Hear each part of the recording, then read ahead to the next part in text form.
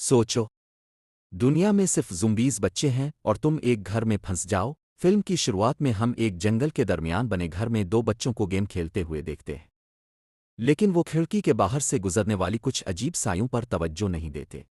चिल्लू अगली बार मिलते हैं। जैम अपनी बंदूक की मैगजीन में गोलियां चेक करता है ताकि वो हमले के लिए तैयार हो। जैम को पता चलता है कि ये कोई आम खिलौना बंदूक नहीं है। अगले दिन जब भाई और बहन बाहर खेल रहे होते हैं तो एक पिकअप ट्रक वापस आता है। जिम ने झूठ बोला कि वो सामान इकट्ठा करने के लिए शहर गए हैं, लेकिन ये छोटा सा झूठ इन दोनों को धोखा नहीं दे सका। औरत ने जानबूझकर एक प्यारी सी मुस्कान दी और कहा कि यहाँ से शहर कई घंटों की दूरी पर है और वो उनके माँ बाप के लौटने तक भाई बहन की हिफाजत कर सकते हैं। जब कपल ने घर के अंदर ढेर सारा सामान और यहाँ तक कि एक चलता हुआ फ्रिज देखा तो उन्होंने वहीं रुकने का फैसला कर लिया। आदमी ने कहा कि आर यहाँ तक कि एक चलता हुआ फ्रिज देखा तो उन्होंने फौरन वहीं रुकने का फैसला कर लिया। आदमी जिसका नाम जैक था, इसने कहा कि वो अपनी कार को बाहर छुपाने जा रहा है। ऐसा लग रहा था कि वो दोनों किसी से बचकर भाग रहे हैं।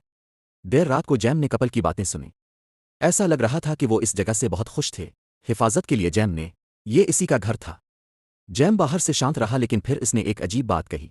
इससे पहले कि तुम्हें पता चले सब कुछ खत्म हो जाएगा। जब रात हुई तो जैम ने अजीब तरह से पूछा, क्या समय हो गया है? उनके पालतू कुत्ते ने इसे सूंघा और फिर धीरे से सर हिलाया। जैम ने फौरी तौर पर अपनी बहन को उठाकर सेफ रूम में बंद कर दिया।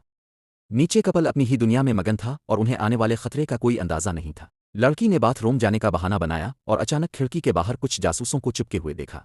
इसने फौरी तौर पर लाइट बंद कर दी। इसने फौरन लाइट बंद कर दी, ये सोच कर के ज़ुम्बीज़ इसे देख नहीं पाएंगे। लेकिन इसे नहीं पता था कि इसके पीछे क्या हो रहा है। दरवाज़ा अचानक खिल गया। जय को जल्द ही कुछ गड़बड़ महसूस हुई। इसने अपनी पिस्तौल निकाली और पास जाकर देखा तो उसकी गर्लफ्रेंड खून से लिपटे ज़मीन पर पड़ी थी। इसके बाद वो कपल फिर कभी नहीं दुखा और जैम और उसकी बहन ऐसे खेल रहे थे जैसे कुछ हुआ ही ना हो। जाहिर है ये पहली बार नहीं था जब किसी बैरूनी घुसपैठ का उन्होंने सामना किया था।